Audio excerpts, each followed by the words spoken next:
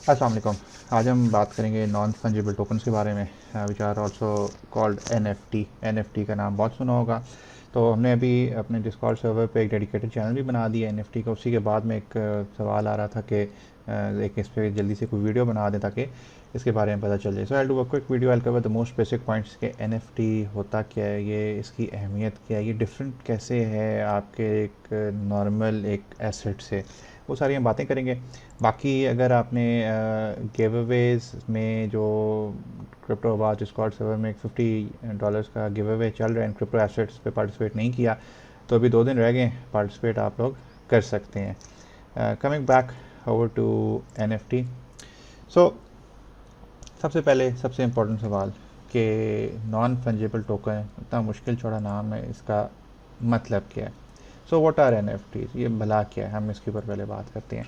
हम इसकी जब डिटेल में जाएंगे उससे पहले सबसे इंपॉर्टेंट चीज़ है कि फंजिबल और नॉन फंजिबल में डिफरेंस क्या है। इंग्लिश का टीचर तो मैं नहीं हूँ, मे बी उस लिहाज से मैं इतने आराम से आप लोगों को एक्सप्लेन ना कर सकूँ, बट मैं हमारे एनएफटी के टॉपिक को बड़ा क्लियर कर दूंगा। फंजिबल का मतलब वो होता है कोई भी ऐसा एसेट या कोई भी एक ऐसी चीज़ जो कि इंटरचेंजेबल हो। इंटरचेंजेबल इस तरह हो कि अगर मेरे पास एक डॉलर है, ठीक है, तो मैं अगर किसी बंदे को $1 देता हूँ तो वो मुझे उसके बदले में 100 सेंट दे सकता है। मेरे पास अगर $100 हैं तो अगर कोई मुझे $100 के एक डॉलर का नोट देता है, 100 नोट, तो मैं उसके बदले में उसे $100 का एक नोट दे सकता हूँ। That is fungible, interchangeable. जैसा अभी लिखा हुई 1 bitcoin is equal to another bitcoin. अब ये इंपॉर्टेंट पॉइंट, अगर आप अपने किसी दोस्त को $10 देते हैं एज लोन, आप जब उसने वापस करना है तो लाजमी नहीं है कि उसने आपको वही $10 का नोट वापस करना है। वो आपको कोई भी $10 का नोट दे सकता है, वो सेम नोट नहीं, it can be any other note. तो वो फंजिबल है। नॉन फंजिबल क्या है? नॉन फंजिबल में डिफरेंस ये है कि वो इंटरचेंजेबल नहीं है। हर एक चीज़, मैंने अगर आपको $10 का एक नॉन फंजिबल नोट दिया तो आपने अगर मुझे वापस करना है तो आपने मुझे वही एग्जैक्ट नोट वापस करना है। यहाँ पे जैसे नजर आ रहा है, ठीक, $1 एक है, एक है। One house is not equal to another house, ठीक है। एक बिल्ली है तो वो दूसरी बिल्ली बराबर नहीं है। जो एक एनएफटी है वो एक सिर्फ वही हो सकता है, उसके अलावा और कोई और नहीं हो सकते। वो इंटरचेंज नहीं हो सकता। मैं ये नहीं कह सकता यार ये मुझे दे दो तुम इसके बदले वो ले लो, no, that is something else. एक एनएफटी यूनिक प्रॉपर्टी है, ठीक है, एंड हैव यूनिक प्रॉपर्टी। ये इसका बड़ा बेसिक सा जो डिफरेंस है कि व्हाट इज एनएफटी। थोड़ा सा इसकी डिटेल में जाते हैं, ठीक है, कि जो आपके नॉन फंजिबल डिजिटल एसेट्स हैं जैसे facebook.com, cryptoavaz.com, ट्विटर हैंडल्स आपके हो गए twitter.com/cryptoavaz। अगर देखा जाए तो ये भी यूनिक है। अगर cryptoavaz.com मैंने रजिस्टर किया हुआ है तो अभी इस दुनिया में cryptoavaz.com और कोई रजिस्टर नहीं कर सकता। तो इनका और एनएफटीज का डिफरेंस क्या है? कुछ चीज़ें हैं मे बी जिसमें आप स्टार्ट में कहें कि यार ये तो उसी तरह जिस तरह आपके बाकी सारे नॉर्मल डिजिटल एसेट्स, डोमेन के नाम हो गए, ग्रुप्स के नाम हो गए, ग्रुप के यूआरएल हो गए, प्रोफाइल के एड्रेसेस हो गए, ये तो वही चीज़ है। पर जब हम आगे थोड़ी सी डिटेल में जाएंगे तो आपको आइडिया आएगा कि there is a difference. For example NFT ये यूनिक होता है। हर एनएफटी के अंदर एक एम्बेडेड कोड होता है जो कि बताता है कि भाई मैं ये एनएफटी हूँ, मेरी कॉपी कोई नहीं कर सकता, मैं इस दुनिया में या मैं उस प्लेटफॉर्म में वाहिद एनएफटी हूँ, ठीक है, एक चीज़। दूसरी, एनएफटी का यूज़ गेम्स वगैरह में भी होता है कि हम आगे इसको डिटेल में एक्सप्लोर करेंगे। फिर ट्रेसेबल होता है, ठीक है, कि हर जो एनएफटी होता है उसका ब्लॉकचेन के ऊपर एक ट्रांजैक्शन का रिकॉर्ड होता है, कब बना था, कब कब किसी ने किसी को बेचा या दिया, ओनरशिप दी, ठीक है। ये सारी चीज़ वेरीफाइबल है, ये चीज़ ऑथेंटिक है, इसकी कोई दो नंबरी नहीं कर सकता कि यार ये एनएफटी तो मेरा है। जिसका एनएफटी है ब्लॉकचेन के ऊपर उसकी एंट्री हुई होगी कि किसका है। So this is very important कि ये ट्रेसेबल होता है। एक और इसकी क्वालिटी है कि इट इज़ रेयर। रेयर मतलब कि कम है, एज इन के यूनिक तो है ही है, उसके साथ ये कम भी है। ये बड़ा इंपॉर्टेंट एस्पेक्ट है, सप्लाई एंड डिमांड वाला ये कॉन्सेप्ट है। नेचुरली एक चीज़ की तादाद कम होगी या डिफाइंड होगी तभी उसकी वैल्यू बढ़ेगी। जैसे बिटकॉइन की अगर एक टोटल अमाउंट जो है डिफाइंड है इसीलिए उसकी वैल्यू है। तो इस वजह से ये क्योंकि रेयर हैं, कम है, उनकी डिज़ायरेबिलिटी ज़्यादा है। एक और बड़ी इंपॉर्टेंट चीज़, इनडिविजिबल है। एनएफटी एक है तो वो बीच में से आधा नहीं हो सकता, ठीक है। अगर आप कहते हैं यार ये पेंटिंग का एनएफटी है, ये डिजिटल आर्ट का एनएफटी है, तो ये नहीं कर सकते यार चलो आधा इसको दे दो आधा उसको दे दो। नो, एनएफटी जब भी ट्रांजैक्ट होता है तो फ्रैक्शंस में नहीं होता, वो पूरा ही होता है। डिजिटल आर्ट है तो वो कंप्लीट डिजिटल आर्ट ही ट्रांसफर होगा, वो हाफ में नहीं जा सकता। जिस तरह आप लोग एक कॉन्सर्ट का टिकट आधा नहीं परचेज कर सकते, आपने एक ही परचेज करना है, तो अगेन NFT में भी ये है कि आपने एक ही परचेज करना है। प्रोग्रामेबिलिटी वेरी इंपॉर्टेंट एस्पेक्ट। मेरे ख्याल से अगर अभी तक हमने जितने भी पिछले पॉइंट्स की बात की है वो सारे जो आपके हैं नॉर्मल डिजिटल एसेट्स हैं आजकल की दुनिया में, वो उन पे भी एप्लीकेबल है ये बात, उन पे भी लागू है ये बात। बट प्रोग्रामेबिलिटी वाला जो एस्पेक्ट है ये डिफ़र करता है। कैसे? क्रिप्टो किटीज़ एक प्लेटफॉर्म आया था जिसमें NFT की वो क्रिप्टो कैट्स होती थी, उनको आप पालते थे, बड़ा करते थे, बेचते थे। उनमें एक फंक्शन होता था कि ओवर पीरियड ऑफ टाइम वो ब्रीडिंग का मैकेनिज्म था, मतलब कि मैंने इतनी कैट्स रखी हुई हैं तो उसके कुछ अर्से बाद एक नई कैट का NFT मेरे अकाउंट में ऑटोमेटिकली कोड के थ्रू पैदा हो जाएगा। ये प्रोग्रामेबिलिटी जो है ये आपकी बाकी चीज़ों में नहीं है। This is very important. तो ये कुछ एस्पेक्ट्स हैं कि NFT में है क्या। बट इसके बाद भी एक इंपॉर्टेंट चीज़ आती है, ये सारी चीज़ें तो ऑलरेडी कवर हो रही हैं आपके नॉर्मल डिजिटल एसेट में। मैं अगर बात करूँ, cryptovaz.com यूनिक होता है, cryptovaz.com ट्रेसेबल है, हुएस के ऊपर आप देख सकते हैं किसने किसको दिया, रेयर भी है। cryptovaz.com एक डोमेन है, इसके अलावा कोई नहीं हो सकता। इंडिविजिबल भी है, cryptovaz.com का कोई आधा हिस्सा तो करके ले नहीं सकता। यस फाइन, प्रोग्रामेबिलिटी उसमें लैकिंग है। बट सबसे इंपॉर्टेंट चीज़ जो NFT का है, आपके जो डिजिटल एसेट्स हैं उनकी इशुएंस और उनकी रेगुलेशन, ये दोनों एक सेंट्रल एंटिटी करती है। क्रिप्टोवाज भी जो डोमेन है, तो कोई डोमेन होस्टर है या डोमेन प्रोवाइडर है, वो मुझे डोमेन देता है, बेशक वो मेरा है, बट उसका कंट्रोल अभी भी उनके पास है। वो कभी भी उसको मेरे से ले सकते हैं फॉर एनी रीज़न। NFT जिस तरह आप ब्लॉकचेन में आपकी क्रिप्टो करेंसी आपकी एक्चुअल मलकियत होती है, जैसे आपके बैंक में आपके पैसे पड़े हुए कहने को तो आपके ही हैं, बट कल को फॉर सम रीज़न कुछ होता है, स्टेट बैंक वाले कहते हैं कि यार इसको बंद कर दो इसका अकाउंट, तो आपका अकाउंट बंद हो जाएगा। आपके वॉलेट में जो क्रिप्टो करेंसी आपकी पड़ी हुई है वो कभी बंद नहीं होगी। इसी तरह NFT जो आप ओन करते हैं, इट इज़ ट्रूली योर्स, सिर्फ आपकी है वो। Let's talk about NFT use cases. क्या आपके इसमें इसके यूजेस क्या हैं? ठीक है, काफ़ी यूजेस हैं। कलेक्टिबल्स में यूज़ होता है, क्रिप्टो किटीज़ का जैसे मैंने पहले आपको बताया, क्रिप्टो पंक्स एक और इसी तरह कलेक्टिबल गेम थी, उसमें अगर आगे हम उसे चलें बात करेंगे। इसमें आप कुछ भी कर सकते हैं। आप एक कंपनी है वो कहती है कि यार हमारे बेसबॉल के कार्ड्स हैं या स्टैम्प्स हैं, या कोई एक कंपनी है वो कहती है कि यार मैं कार्ड्स सेल करूंगा, और हर कार्ड को जब मैं सेल करूंगा तो वो कार्ड जो खरीदेगा तो वो उसका NFT का भी ओनर होगा, मतलब वो ब्लॉकचेन के ऊपर भी जो NFT होगा उसका भी ओनर होगा। तो ये कलेक्टेबल है। गेमिंग में इसका बहुत ट्रेंड है और इसका गेमिंग में इसका बहुत यूज़ है। फला अचीवमेंट्स करो तो उसके बाद आपका कोई स्किन अनलॉक हो जाएगी, कोई करेक्टर अनलॉक हो जाएगा, तो ये सारी चीज़ें NFT में हो सकती हैं। तो जब वो अनलॉक होगा तो वो सिर्फ गेम में नहीं बल्कि गेम के बाहर भी उसकी ओनरशिप होगी आपकी। अभी ये चीज़ इनमें मसला है कि वो गेम के सिर्फ अंदर रहती है वो चीज़, और उसका इशू ये होता है कि गेम अगर ख़त्म होती है तो आपके वो कलेक्टिबल्स ख़त्म हो जाते हैं। तो इससे ये फ़ायदा हुआ गेमिंग में कि आपके जो इन गेम आइटम्स हैं वो उनका आउटसाइड ऑफ द गेम भी ट्रेड हो सकेंगे। इसमें अगेन काफ़ी गेम्स हैं, बट मोस्टली जो अभी तक गेम्स चल रही हैं वो ये जो टर्न बेस्ड गेम्स हैं इनके बारे में, जैसे स्काई वीवर का एक डिस्कॉर्ड सर्वर पे किसी ने नाफे ने शेयर किया था। अगेन वो भी कार्ड बेस्ड है, अभी टेस्ट नेट बीटा पे चल रहा है, और जैसे ही लॉन्च होगा तो अगेन वो भी NFT प्रोजेक्ट है। उसके अलावा फोर्टनाइट और CSGO में भी ये बड़ा कॉन्सेप्ट है आइटम्स को अनलॉक करने का, तो अगर वो इस तरह की कोई चीज़ लेकर आते हैं तो it is quite good. NFT art बहुत हाइप्ड है, मैं तो कहता हूँ ओवर हाइप्ड है। इतना हाइप इसको होने की ज़रूरत नहीं है, बट है तो है। ओके, अब NFT आर्ट में क्या है, वेरियस मार्केट प्लेसेस जहाँ पे लोग क्या करते हैं कि अपना आर्ट जो है वो सेल करते हैं।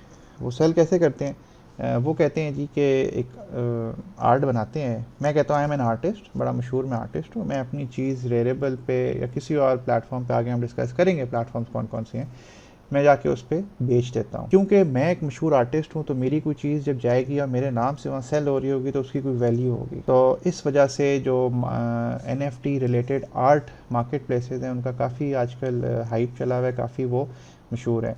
इस पर एक और इनका फ़ायदा ये होता है कि एक दफ़ा नॉर्मल वर्ल्ड में एक दफ़ा चीज़ जब बिक जाती है तो वो सेल हो जाती है। जो आर्टिस्ट होता है उसको उसने जो प्रॉफिट कमाना था कमा लिया। NFTs में क्या होता है कि इसमें रॉयल्टीज़ मिलती हैं। फॉर एग्जांपल मैंने एक अपना आर्ट बनाया, मैंने अपना आर्ट जब बेचा तो उसके बाद अगली दफ़ा वो जितने भी बंदे चेंज होगा तो मुझे उसमें से 5% 10% कमीशन मिलेगा, क्योंकि ये चीज़ ब्लॉकचेन के ऊपर हो रही है, इसका रिकॉर्ड है, ये ट्रेसेबल है, इसमें कोई फ्रॉड नहीं हो सकता और इसमें ये चीज़ नहीं कही जा सकती यार मैं उसको 5% नहीं दूंगा। ये एक फ़ायदा है। फिर वर्चुअल एसेट्स हैं इसमें। Virtual assets recently unstoppable domains ने और ENS जो एथेरियम नेम सर्विस है, इन लोगों ने .eth .crypto .zil इनके डिफरेंट डोमेन्स स्टार्ट किए हैं। अगेन ये NFTs हैं। NFTs किस तरह के, ये डोमेन जो है ब्लॉकचेन के ऊपर, जब एक दफ़ा आप ये डोमेन ख़रीदते हैं तो इसकी ओनरशिप आपकी हो जाती है और कोई बंदा इसको ले नहीं सकता।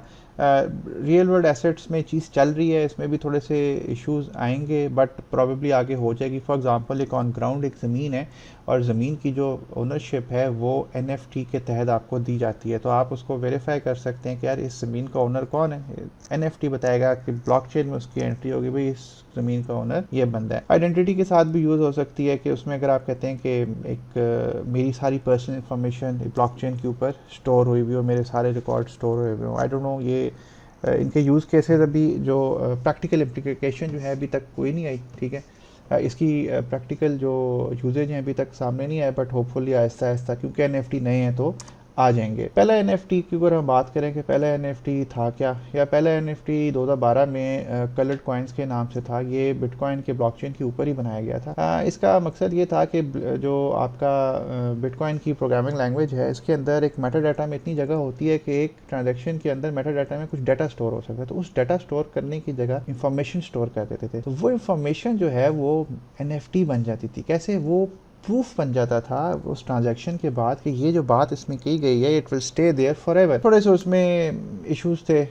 इश्यूज ये थे कि जिस टाइम पे ये 2012 में चल रहा था, उस टाइम जो आपका मिनिमम ट्रांजैक्शन का जो एक साइज़ था, ठीक है, वो 54,000 सटोशीज था। ये एक इशू था। फिर दूसरा ये कि क्योंकि ब्लॉकचेन बिटकॉइन ब्लॉकचेन इसको फुली सपोर्ट नहीं करता था, एक एडहॉक सिस्टम सा था इसमें। बट कलर्ड कॉइन वो द फर्स्ट NFT कॉन्सेप्ट जो 2012 में स्टार्ट हुआ था और वहाँ से फिर ये चीज़ें डेवलप होना शुरू हुई। जब इथेरियम आया, ERC20 टोकन, जब इथेरियम आया ERC20 टोकन, स्मार्ट कॉन्ट्रैक्ट्स थे, ज़्यादा प्रोग्रामेबल थे, तो उनकी तुक ज़्यादा बनी कि वो NFT वाले कॉन्सेप्ट को फर्दर चलाएं। बट अगर हम फर्स्ट की बात करें so this was the first project. Over the period of years बहुत प्रोजेक्ट्स आए, बहुत प्रोजेक्ट्स गए, बट हर प्रोजेक्ट के आने के बाद चीज़ें मैच्योर हुई।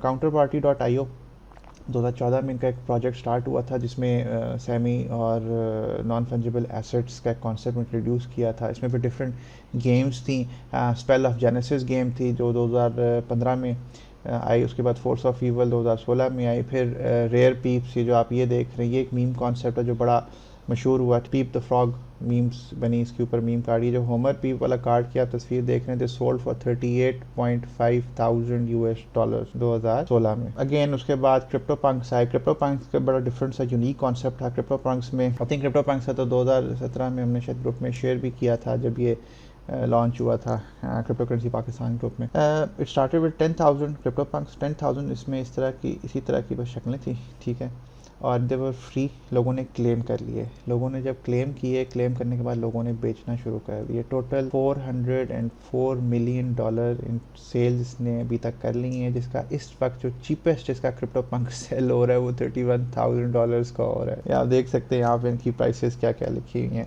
क्रिप्टो पंक के साथ ही क्रिप्टो किटीज आया, क्रिप्टो बिजनेस किया, ठीक है, और दे वर क्रेजी। अभी भी इनके ऊपर लोग बाइंग एंड सेलिंग हो रही है, ऑल्दो वो स्पीड से नहीं हो रही जिससे पहले हो रहा है। क्रिप्टो किटीज़ की वेबसाइट आप अभी भी चेक कर सकते हैं। मतलब एक crypto kitty sold for 600 ether, तो यू कैन इमेजिन क्या है। कैसे हो सकता है मैं यूटोपिया की बात ना करूं।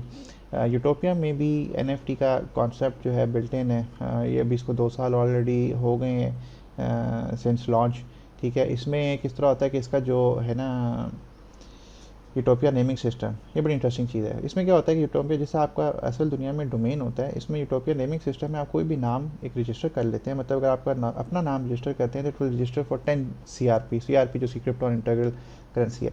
10 CRP में वो रजिस्टर हो जाएगा, वो फॉर एवर आपका ही रहेगा। उसके ऊपर फिर आप वेबसाइट चलाएँ, उसके ऊपर आप अपना नाम एसोसिएट करें, उसके ऊपर आप जो मर्जी सर्विस चलाएँ, but that belongs to you within the utopia ecosystem forever, उसे कोई ले नहीं सकता, कोई रिटेन नहीं कर सकता। तो लोग क्या करते हैं, जल्दी आके बड़े बड़े नाम उन्होंने रजिस्टर कर लिए हैं, क्योंकि नेचुरली यूटोपिया ने आगे मशहूर होना है, तो उसके बाद क्या करेंगे, उनको वो सेल कर देंगे। There are lot of NFT projects जो इस वक्त चल रही हैं।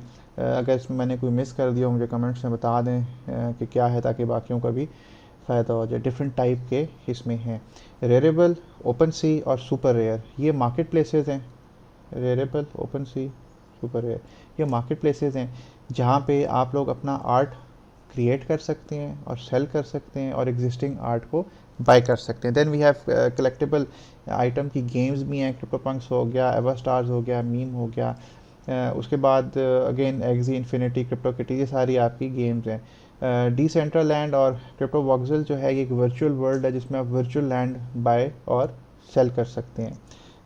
इथेरियम नेम सर्विस और अनस्टॉपेबल डोमेन्स का मैंने पहले ही बताया, यहाँ पे आप ईथर डोमेन्स या फिर .crypto.zil डोमेन्स ब्लॉकचेन के ऊपर उसकी ओनरशिप ले सकते हैं। This stay in your ownership for ever, अगर आपने एक बार इसको बाय कर लिया। ये इस तरह के प्रोजेक्ट्स हैं, मैंने नाम दिए हुए, you can check it out. अब आते हैं सबसे इम्पोर्टेंट चीज़ की तरफ, Binance. Binance NFT marketplace launch कर रहा है 24 जून को। मुझे आज किसी ने मैसेज किया जो मैंने नीचे स्क्रीनशॉट लगाया हुआ है, can we earn on Wasim Akhtar's NFT launch on 24 June at Binance. नहीं, अभी लोगों को शायद लगता है कि बिनेंस पे जो वसीम अख्तर का कोई NFT होगा वो कोई कॉइन होगा, वो कॉइन नहीं होगा। ये मशहूरी के लिए कि वसीम अख्तर अपना NFT लॉन्च कर रहा है बिनेंस पे। बिनेंस की मशहूरी है, इसे कोई बंदा ख़रीदेगा, उसको फर्दर सेल करेगा और बहुत महंगा करेगा। इट्स नॉट कि आप उसको बाय कर सकते हैं, ठीक है। तो इट्स नॉट कि आप कोई कार्ड है, जैसा मैंने पहले बताया कि इनडिविजिबल है, ये डिवाइड नहीं हो सकता। मैं कहूँ यार वसीम अख्तर का चलो आधा NFT तुम ले लो, आधा तुम ले लो, पैसे डिवाइड कर लेते हैं। नो, इसकी ओनरशिप एक ही बंदे से होगी। और इट इज़ लाइक दिस कि इसमें वो लॉन्च करने का मकसद ये है कि उसकी मशहूरी कर रही है। एंड बिनेंस के ऊपर जो मार्केट प्लेस पे जो लॉन्चिंग होगी, it's will be again like this कि इस पर आप अपना आर्ट सेल कर सकते हैं, दूसरों का आर्ट बाय कर सकते हैं। That's about it. जिस तरह आप P2P में बाय सेल कर रहे होते हैं, बिनेंस की मार्केट प्लेस NFT में भी यही होगा कि आप इसको इसी तरह बाय एंड सेल कर सकेंगे। It will be interesting. यार अगर आपको लगता है ना कि आपने मतलब you are like me mister nobody, आप कोई चीज़ बना के चढ़ा देते हो और वो बिल्कुल एवरेज होती है, तुमने आज से पहले कभी पेंसिल नहीं पकड़ के कुछ ड्रॉ किया, डू नॉट एक्सपेक्ट कि वो बिकेगी। येस वो बिक सकती है, क्रिप्टो है ना, क्रिप्टो में there is anything is possible, but guarantee कोई नहीं है। तो ये नहीं कि क्योंकि मैंने इसका NFT बना दिया तो वो ज़रूर बिकेगा, ऐसी कोई बात नहीं है। अब आते हैं सबसे इंपॉर्टेंट और मेरे फेवरेट टॉपिक की तरफ कि NFT के मसले क्या हैं। ठीक है, बहुत मसले हैं। सबसे पहले टोटल आप कहते हैं जी 71 मिलियन क्रिप्टो ओनर्स हैं, ठीक है, जो क्रिप्टो वॉलेट्स हैं इस वक्त। और जो NFT का आर्ट है, जो टोटल NFT है, दैट इज़ ओनली 70K। ये बहुत बड़ा डिफरेंस है। NFT को अगर आए हुए अगर 2012 से 2014 से स्टार्ट हुआ है इसका मेन स्ट्रीम लाइन, अभी तक इतना थोड़ा क्यों है? तो देयर आर सम रीजन जिनकी वजह से इसमें ये कितना स्लो चल रहा है। ये इनएक्सेसिबिलिटी, हम कहते हैं जी एक आर्ट कलेक्टर है जो भी म्यूज़ियम है, जैसे मोनालिसा की ओनरशिप ली हुई है, वो कहते हैं हम उसका NFT सेल करेंगे, उसके बाद ये मोनालिसा की पेंटिंग नहीं बिकेगी, इसका NFT सेल हुआ करेगा। अब जो आर्ट कलेक्टर है वो बेचारा, हो सकता है उसने क्रिप्टो का कभी नाम भी ना सुना हो सकता है वो तैयार हो पैसे देने के लिए फॉर मोनालिसा, बट उसकी फ़िज़िकल पोजेशन, उसको उसकी वो वैल्यू ही ना नज़र आती हो NFT में कि यार मैं ब्लॉकचेन के ऊपर ओन करूँगा। यार ब्लॉकचेन के ऊपर ओन करने में कौन सी साइंस है? It is quite possible. इस वजह से इसमें बड़ा एक स्लो अडॉप्शन हो रही है, गैप है इसमें, ठीक है। दूसरा इशू टू न्यू, अभी अगेन इट्स वेरी न्यू, बहुत सारी चीज़ें पॉलिश होनी है, बहुत सारे इसके यूज़ केसेस अभी मज़ीद आने हैं, लोगों ने ढूंढना है कि इसका मकसद क्या है, इसका रीज़न क्या है। मेरा favourite point is this, fragmented. मैं एक आर्ट पीस बेचता हूँ ओपन सी पे, मैं वही आर्ट पीस बेचता हूँ रेरेबल पे। ओपन सी पे मेरा ही वो कोई और बंदा लेता है, रेरेबल पे कोई और ख़रीदता है। मेरे आर्ट पीस के ऊपर दो लोग कहते हैं कि हमारी ओनरशिप है, तो किसकी ओनरशिप है? ये फ्रेगमेंटेड डिज़ाइन जो है ना, फॉर एग्जांपल cryptoavaz.com, जब मैंने डोमेन रजिस्टर किया तो पूरे इंटरनेट के ऊपर cryptoavaz.com कोई और रजिस्टर नहीं कर सकता। It is one unique. हम कहते हैं कि NFT का उसका जो कोर, जो उसके प्रिंसिपल्स हैं, पॉइंट्स हैं, उसमें NFT के पॉइंट हमने शुरू में देखा था कि इट इज़ यूनिक। तो अगर NFT यूनिक है तो यहाँ पे तो वो फ्रेगमेंटेड है। अभी for example Waseem Akram Binance के ऊपर अपना NFT लॉन्च करेगा, वो एक और कोई बंदा जाता है और वो कहता है कि यार तुम 10up के ऊपर भी आ जाओ, ठीक है, वो उसको पैसे देता है, वो कहता है चलो यार मैं 10up पे भी आके अपना NFT लॉन्च कर लेता हूँ। तो क्या होगा, सेम NFT का आर्ट वर्क वसीम अकरम का बिनांस पे भी सेल होगा और किसी और एक्सचेंज पे भी सेल होगा। तो वो किस तरह आप कहेंगे कि यार मेरी ओनरशिप है इसकी? That's another issue. मेरे ख्याल से सबसे बड़ा इशू है कि इसमें यूनिवर्सल डिज़ाइन अभी तक नहीं है, नहीं बनेगा, इसमें बहुत टाइम लगेगा। पॉसिबल नहीं है कि सारी ये मार्केट प्लेसेज आपस में मर्ज कर दें, ठीक है, ये पॉसिबल ही नहीं है, ऐसा होना ही नहीं है। This is the reason NFTs की अडॉप्शन में बहुत टाइम लगना है। ट्रांजैक्शन फ़ी मोस्टली क्योंकि ये थेरियम बेस्ड है, क्योंकि थेरियम ज़रा स्मार्ट कॉन्ट्रैक्ट फ्रेंडली है और बहुत हाई ट्रांजैक्शन फ़ीस होती हैं। कभी कभार 40-50 की खाली ट्रांजैक्शन होती है, लोग कंफर्टेबल नहीं होते इसलिए इसमें इन्वॉल्व होने के लिए। देन जो इसमें एक इशू है कि अगर कहते हैं कि यार एक्चुअल ज़मीनों को भी NFT में कन्वर्ट करना है, तो उसका जो रियल दुनिया से वर्चुअल दुनिया का जो ब्रिजिंग अथॉरिटी है ना, वो कोई नहीं है। मतलब मैं कहता हूँ कि यार मैंने असल ज़मीन ख़रीद ली, उसका NFT मेरे पास है, वो क्या गारंटी है कल को वही ज़मीन किसी और को ना बिकी हुई हो। NFT मेरे पास है लेकिन ज़मीन किसी और को बेच दी। It can be with anything, it can be with a car ownership as well. ठीक है कि गाड़ी मेरे पास है कि NFT मैंने, मेरे पास NFT है तो इट मीन्स कि I am the owner, but on ground किसी और को सेल किया हो। These are some of the points जो कि अभी इश्यूज़ हैं, ये रहेंगे बट आहिस्ता आहिस्ता मेच्योर होंगे।